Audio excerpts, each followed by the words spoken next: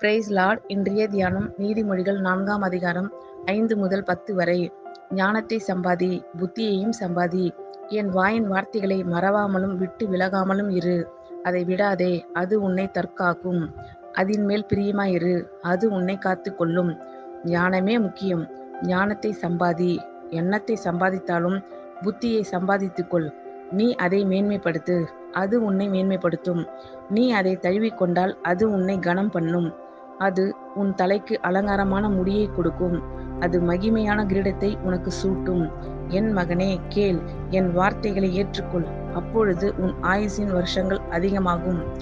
ஞானத்தை சம்பாதி, புத்தியையும் சம்பாதி.